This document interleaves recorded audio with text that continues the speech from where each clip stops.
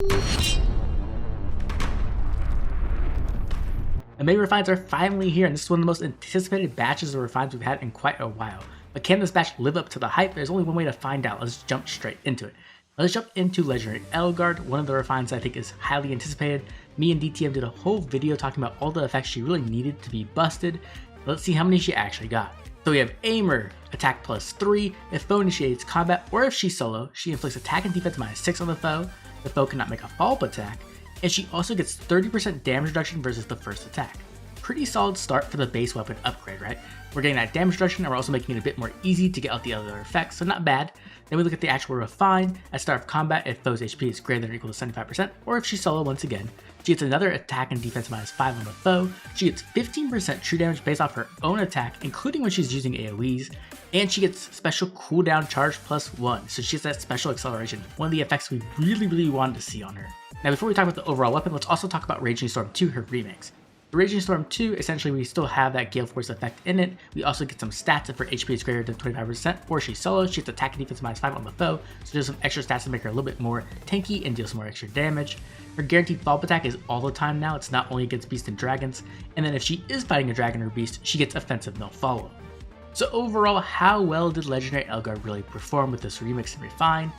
I think she did good, but not amazing, right? She got the effects she really needed. She got a ton of stats, which does help her in that combat, right? It's gonna make her more difficult to kill and also allow her to secure kills more easily, especially with that extra true damage from her attack, right? 15% is like the nice middle ground where it's more than 10%, right? It helps a lot more than 10%, but it's not broken where it's like 25% like with Brave Alm, right? So it's like a nice middle ground, but it could have been a little bit more in my opinion. The thing that really matters on her kit is the special acceleration, right? Because she wants to be a Gale Force initiator. That's the role she is trying to perform, and having that special acceleration is going to help her a ton, right? It's going to allow her to get Gale Force much easier. She also gets some nice damage reduction, which means that she won't get one shot back in like retaliation, which is good, and it can allow her to go into multiple combats without losing too much HP, right? But hopefully lose her enough HP where she can get the Wings of Mercy range. The real problem with this refine, in my opinion, is it just doesn't have like that special factor, right? It doesn't have that thing that makes her stand out amongst other Gale Force initiators, right? There's no like anti-guard here, there's no brave weapon, or something else that would just make her busted and make her really strong. And most importantly, in my opinion, she doesn't have slaying. Slaying is the thing she really needed because it makes it so that Gale Force is just so much more consistent. And instead, now you're going to have to run something like Quick Impulse, or you're going to have a unit who gives her -1 special cooldown, right? And she's an armor, so you're going to have to like rely on like Asker or like Duo Craw maybe, or something like that. Because you really can't have her Gale Force at 5. It's just not very consistent. You need it at least at 4.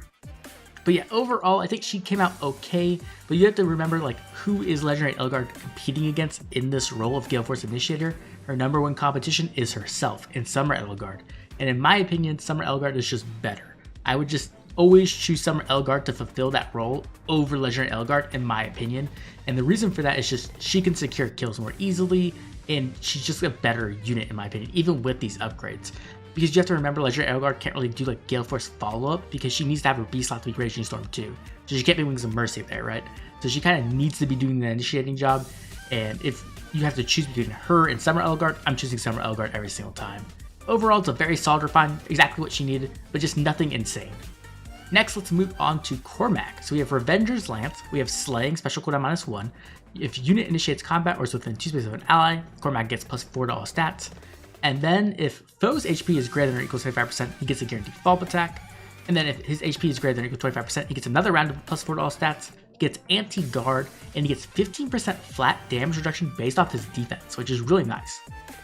So overall, how well does this perform for Cormag? He got some cool effects in here, right? He got the stats he really needed. He got Slaying, which is really good because it's going to allow him to use those more consistent specials, right? He's going to be able to hit those 2 cooldown specials really easily.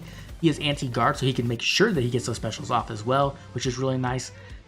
The things I don't like, though, for sure, is the extra condition on the guaranteed follow-up attack. I don't see why this is here. That makes no sense, right? Pretty much all weapons have guaranteed follow-up attacks at this point, right? If the unit is like meant to be kind of like middling speed or slow. Why not just have that attached to the first condition? Why does it have to be a second condition where the foe's HP has to be greater than or equal to 75%? I think that's kind of stupid. It's not the biggest deal, but it is definitely a downside. But obviously the biggest thing of this kit is the 15% flat damage reduction. We've seen that before. It's very powerful, right? We've seen this effect on Brave Dimitri, we've seen it on Har, we've seen it on Asker and Spring Maria, right? A whole bunch of units now. And it's really, really powerful. It can make him really, really tanky and strong, but he still will have that flyer weakness, so that's something to consider as well. Overall, I think this is a very solid refine for Cormag. It's not like amazing, it's not like top tier broken anyway, but it's very good and solid. It's very comparable to Hars. I think Hars comes out a little bit better overall because he does have that brave weapon. So it's going to give him some more killing power and allow him to secure kills a little more easily, while Cormag might suffer a bit with that. But either way, I think this is a great refine for Cormag, and he definitely got a nice upgrade. Glad he didn't get shafted, which is like what I was really afraid of, because they definitely have been doing that with a lot of GHB lances. Okay, let's move on to Ewan with Pupil's Toe. If unit initiates combat or foe's range equals 2, he gets +4 to all stats, he reduces damage from the foe's first attack by 30%, and he neutralizes his own penalties to attack and res. And then his actual refine is if he's within 3 spaces of an ally, he gets another round of +4 to all stats. He inflicts a penalty on foe's attack and resistance equals 20% of his resistance at start of combat, and unit makes a guaranteed follow-up attack. Okay, so essentially what we have here is like Ewan's getting a ton of stats, right? He's getting some damage reduction, which is nice. He's able to neutralize his own penalties, which is solid too, not bad, right? Not all of his penalties though, only attack and res. I wish it was just everything. I don't see why it only can be attack and res. And then the big thing here obviously is the penalty on the foe's attack and res equal to 20% of his res. You have to remember this is at start of combat, which means it's only the visible resistance. So his max visible resistance is 45, right? You could put a buff on that to get to 51. That's like what, minus 10-ish attack and res, which is pretty good. It's solid, right? He's gonna get a ton of stats. And he has a guaranteed follow-up attack as well. The thing is just that it's not really much for nowadays, right? When you compare this to other weapons, like other PRF weapons, this just doesn't do enough in my opinion, right? He doesn't have slaying, so he can't really abuse like powerful specials very much. Like he can't like take advantage of like special spiral 4 very easily, or like he can use times pulse, but then like it's not always consistent, right? It's better to have slaying. He also doesn't have like true damage or anything like that. He kind of wants to fulfill the role of like a tank, right? With the damage reduction and like a ton of attack and res. But I don't think he has anything that like makes him like super stand out, right? There's no like flat damage reduction, and he can't use defensive specials because he's a ranged unit. So I don't know. I'm not completely sold on this refine. It's not bad, but it's just not great either. It can definitely let you use Ewan as like a ranged tank. But I just don't think he's going to do amazingly well in this meta, right? He just doesn't have that it factor, which kind of sucks. I definitely do think this weapon is better than the Arcane Red Tome for that tanking role, but if you want to go for big specials, I think you're better off with the Arcane weapon. Okay, let's move on to another anticipated refine with Duo Alm. So we have Scepter of Love, grants speed +3. Then if he has a bonus active on him, any type of bonus, not just a stat bonus anymore, like, you know, if you have like Askers giving out bonuses, you have like no follow-up from an outside source or something like that, right? You're going to get this effect. And you get bonus to his attack and speed equal 25% of the foe's defense. And then he also inflicts a penalty on foe's attack and defense equal 25% of their resistance. This is pretty powerful as an effect, right? Just imagine if the foe has 40 defense. You're getting 10 attack and speed. That's ridiculous, right? And that's on top of the other stats he's getting, right? So that's a lot of attack and speed. And then on top of that, he's also going to be inflicting a penalty on their attack and defense. So that means he's going to be doing more damage and also taking less damage based off the resistance. Now, for the sake of an example, we'll just say they have 40 res again. That's not probably realistic. Only like tanks really have that higher res, like more like around 30 or like mid 30s at the most. But either way, if it's 40, that's another 10. So that's effectively 10 defense and resistance and 10 more attack. So honestly, this is a really strong effect. Like this is just a ton of stats for Alm. And the cool thing is that it scales well into the future, right? The more powerful units get and the more stats they get, the more stats Alm gets. So honestly, this is a really, really good effect. I love this a lot. Now let's move on to his actual refine. If he initiates combat or is within 2 spaces of an ally, he gets another +4 to all stats. He neutralizes foes' bonuses from rally or hones, and he gets full tempo. So this is pretty cool. So you're getting more stats, you're getting a dull all effect, right? So if they have any kind of visible bonus, it'll get canceled out. And then he gets tempo. This is really good. So essentially what this means is like Alm is going to have a massive stat advantage against a lot of units because he himself can use visible buffs, but the foe cannot. And then based off how good of their stats are, he gets more stats. This means that Alm is going to be very, very effective at stacking speed, which is very important in today's meta, right? Everybody's trying to stack speed, and now Alm just has a massive advantage, right? So for like the example we were using earlier, if they had 40 defense, he's getting +8 to all stats just from his weapon, and then another 10 from that, right? So that's 18 speed. That's a lot of speed to get from your weapon. That's ridiculous. Like that's Lear levels of speed, and that's not even considering all the other stats he's getting. So it's very, very nice. And then the tempo effect is really good as well, right? It's going to allow him to get specials off more consistently. Now, the problem with this refine, in my opinion, is that he doesn't have slaying. Once again, slaying is just so necessary in today's meta. You really want to spam specials, and in the role that Alm wants to perform, which is like an Omni tank, right? Is that like, or like that melee nuke role, you want slaying. You just need it, especially with tempo. Slaying and tempo work really, really well together, especially when you're using a 2 cooldown special. So him not having slaying is a very big deal, and I think it holds him back a ton. Because if he did have slaying, he could very effectively use Vital Astra, and he could even use Godlike Reflexes with some help. Without slaying, it's much more difficult, and it's going to be much more difficult for him to keep that special charged. So I think that actually holds him back quite a bit. I think if he had slaying, this would be like an amazing refine. Like, this wouldn't be like game breaking, but it would easily be like a top tier refine, right? It would be really, really good. So without slaying, I think this is a good refine. It's very solid. It's just not enough, I think, to make him like a meta threat, right? I don't think you're going to see Valentine almost running around all the time just destroying things. I think if you do see him and you underestimate him, he's definitely going to like bully you a bit because he's going to have way more stats than you think he does. Also, once again, I would just recommend getting rid of Lunar Flash. I don't think it's very good without the upgraded version that Legendary Alm has, and like switching over to Vital Astra, probably. I don't think Godlike Reflexes will really work without slaying, so I would recommend Vital Astra for sure. Okay, let's stay on the Echoes train and look at Valbar. You have Valbar's Lance. If unit is within 3 of an ally, you get attack and defense +5, and also if foe initiates combat, you reduce damage from foes' follow-up attacks by 60%. That's pretty solid so far. If foe initiates combat once again, or the foe's HP is greater than or equal to 75%, you get another round of attack and defense +5, and you grant special cooldown charge +1 to unit per attack, and restore 7 HP to unit after combat. So this is pretty interesting, right? We're getting some stats. We're getting attack and defense +10 effectively. I don't know why they didn't put resistance. Why not just give him +10 resistance as well? It would not break him by any means, and would just like help him be a more solid tank, right? The cool thing is the damage reduction against follow-up attacks. We've seen this before on like Mufasa and like Holly Mur. It's very, very good with Hardy Fighter. Like, it's very, very good, because essentially what happens is they attack into you, Hardy Fighter takes that first hit, and then the damage reduction takes a second hit and just neutralizes it a lot, right? This is going to make Valbar's main role as a near save in my opinion, right? He doesn't really have the resistance to be a far save. This will make him a very solid near save, and the special acceleration, that steady breath effect, right, will also allow him to recharge his defensive special. Now, he doesn't have slaying, so you can only use a 2 cooldown defensive special, which is a downside, but either way, it's going to help a ton. And he even gets a little bit of healing after combat to make him a little bit healthy. Now, the problem is that Valbar has some very stiff competition, right? He has units like Brave Hector still, and there's also new Lance units like Gilliam, right? And in my opinion, like, Valbar just does not compete with those units by any means. Like, this isn't a bad effect, but it's just not strong enough to compete with how good units are nowadays, right? He doesn't have that super powerful, like, cool effect like Gilliam, where he can just reduce attack by 1 billion. He doesn't have slaying or like penalty neutralization or like removing armor weakness like Brave Hector. He doesn't have that massive minus attack effect that like Shell has. So I just don't think this is all that amazing. It's not bad by any means. You can definitely use it and make him a pretty solid near save, but he's nowhere near like the standard we have for save units nowadays. We just get so many save armors. It's really difficult to compete in that role, and I just don't think Valbar like hit the standard he needed to perform there, which kind of sucks. Okay, now let's talk about one of our other sword units in this thing. Let's talk about Eyvel with Freeblade's Edge.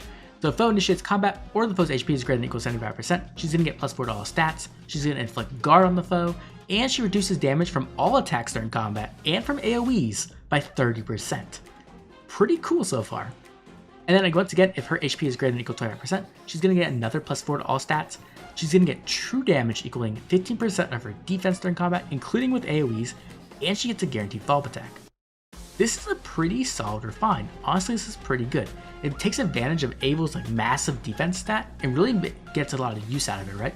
You're getting that true damage. She gets consistent damage reduction, which doesn't have any type of stat check, right? We have a lot of damage reduction in the meta right now that requires like a resistance stat check or a speed stat check, right? This one's just all the time, and it works against AoEs.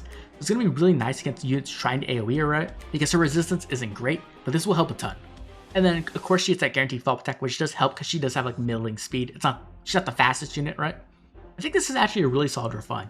It's not going to be like, you know, game breaking. This isn't going to make Eyvel into like a top tier Omni tank or God Sword or anything like that. But it makes her very usable and very unique, which is cool because it's pretty difficult to be unique in the infantry sword class, right? It's the most common class in the game. It's very competitive. And so having a unique effect and like having a unique role that takes advantage of your unique stat line is cool, and I enjoy that. So I think Eyvel actually came out pretty solid here. Pretty solid refine. She's gonna have a lot of fun with it. If you're a big Eyvel fan, I think you should be pretty happy. Okay, our final refine and remix of this batch is Lif. And I saved the best for last. Lif got one crazy setup here. So we have his new weapon. I'm not gonna even try to pronounce that name because I will butcher it. If unit is within 4 spaces of an ally, so that's an upgrade from 3 spaces like it used to be, he gets +6 to all stats instead of +4, so that's a nice upgrade as well. He gets a guaranteed follow-up attack, but after combat he does deal at 20 damage to the nearest ally, which isn't that big of a deal, but that is something to consider. And then if his special is ready, or it's been triggered already during combat, he deals +5 damage, and when he deals damage to a foe, he also heals 7 HP during combat. That is a massive upgrade just to his base weapon, right? We haven't even talked about his refine already, and they literally upgraded everything. They upgraded the range, they upgraded the amount of stats, they also gave him true damage per hit and healing per hit. So this is looking really good already. But then we move on to the actual refine. We get accelerated special cooldown -1. At start of turn 1, grants special cooldown -2 to unit. And if his HP is greater than or equal to 25%, gets another round of +4 to all stats, and he gets damage reduction from the foe's first attack by 30%. Holy crap, this refine. Wow, this is a really solid refine already, right? You're getting slaying, which is really important in today's meta. You're getting quicken pulse plus, right? You're getting the -2 instead of -1, which means that he can charge up his PRF special immediately and just have it fully charged, which then activates his base weapon effect of getting the true damage and the healing, which is really cool. And he even gets damage reduction against the foe's first attack. That is a very solid refine. But it gets even better when you actually look at his remix. So if we look at his actual remix of Deadly Balance Plus, we have at start of combat if his HP is greater than or equal to 25%, or if a penalty is active on a unit, inflicts attack, speed, defense -5 on the foe, guard, and grants special cooldown charge +1 per foe's attack during combat. And then also if his special triggers, it pierces damage reduction and grants special cooldown -2 after combat. This is an insane remix. Like, we just break this down to effects, right? He's getting stats, he's getting guard, he's getting special acceleration. It's not a breath special acceleration, right? It's only based off the foe's attack, but it's still pretty good. And then also special spiral 4. That's right, one of the most powerful skills in the entire game is built into his PRF weapon. And it's not even like, it's like a quarter of it, right? There's 3 other effects here. That is ridiculous. And when you combine that with his weapon, this makes Lif into a very powerful sword unit, right? He's going to be able to be very chunky, very difficult to kill, right? He's going to have guard to stop specials from going off. He's going to have damage reduction, so it's difficult to one-shot him. He's going to hit back with a PRF special that's essentially bonfire that heals him and pierces damage reduction. And it's going to always be charged because the special is about 4. Not only that, he's getting some true damage and healing, right? This unit is actually kind of insane. Like, this is actually a really good remix and refine. This isn't gonna make Lif into like the top tier sword in the whole game or anything like that. He obviously still has that weakness of being slow, which means that he is weak to no follow-up, which can turn off his guaranteed follow-up attack. But even so, like as a slow sword, he's probably one of the best slow swords we have in the entire game now. Now, with that said, there is one major problem. And that is that Lif is a defense mythic. And as good as this refine and remix is, I just don't know where you use him on defense still, right? He just doesn't really compare to other defense mythics because you don't really need this role on your defense typically. This is something more you'd want on offense so you could use against other people's teams. On defense, you're looking for like passive effects like Metis is on guard, right? That like protects you from Bolt Tower, or you're looking for like a save unit or like a dancer or like a threat, right? A unit who can nuke. Now, Lif can hit really hard, don't get me wrong, but he is a 2 movement infantry sword. That's not exactly the type of weapon you want for a nuke, right? I'm not saying he's not usable, right? He can act as a frontline unit and he can be annoying and difficult to kill. I just don't think he's going to be a top tier mythic. Now, if you're a big Lif fan though, you can use him in a lot of other game modes, I think. I think he can be definitely good in like Chaos Season and do stuff there. He can be fun in PvE game modes. Maybe you can use him in Summoner Duels. I don't know. I'm sure someone could make it work, right? Maybe you just stat stack the crap out of him with like Legendary Eliwood, and then he's just difficult to kill because he's constantly healing himself and putting out crazy damage. I think overall this is just an amazing refine and remix for Lif. I just wish he wasn't a defense mythic. That's like the only complaint I really have about it. But other than that, this is like fantastic, and this is easily the best refine of the batch. Speaking of which, let's go to our tier list for this month, and on top in S rank we're gonna have Lif. Now he doesn't make S+, and the reason for that is just because I don't think this is a meta-defining remix and refine, right? He's gonna be a very powerful sword unit, but I don't think it's enough to push him to like the highest level of the meta, right? He's not like Brave Dimitri level or like Lucia level or like maybe even Fallen Byleth level yet. I haven't tested her, so I can't say that for sure. But I think he's like right underneath that, which is really a good place to be, especially as an older unit and just getting this refine and remix, pushing him up there. Below him, we're going to have an A tier. We're going to have Legendary Edelgard and Dual Alm. Once again, Legendary Edelgard got what she needed, but she didn't get more than that. And so I can't really put her higher than this. I think she's going to be a solid initiator if you want to use her that way. But once again, if you want to compete against Summer Edelgard, I just don't think she completely matches up to her Summer self. Or I should say Summer Altina. And then we'll move over to Dual Alm. Once again, really solid refine. He just is missing Slaying. I think if he had Slaying, I could easily put him in that S tier, because he would just be an amazing Omni like tank, right? He would just be able to fulfill that role really well. Without Slaying, it's a really big deal though. And then under that in B tier, we're gonna have Eyvel and Cormag, and they're kind of like different sides of the same coin, right? Eyvel got the true damage based off defense, while Cormag got the flat damage reduction based off defense. So they're both like kind of like in that role where they're decently speedy and they're pretty bulky with their defense. Pretty solid refines. And then underneath that, we're gonna have C tier with Ewan and Valbar. And the reason why I have them this low is not because they're like necessarily terrible. I just don't think they really compete with their peers, right? I don't think Ewan's gonna be able to really fulfill the role he wants to fulfill, which is that like ranged tank. I just don't think he has enough effects to like effectively kill things.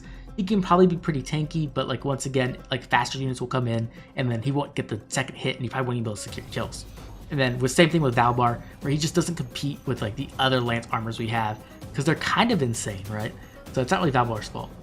Overall, I think May is a pretty solid batch of refines. Nothing here that's gonna like break the meta, but a lot of solid upgrades for a lot of our favorite characters, which is gonna make them much more usable, which is what we really want, right? With refines, we want another chance to use some of our favorite units. But now I'd love to hear from you.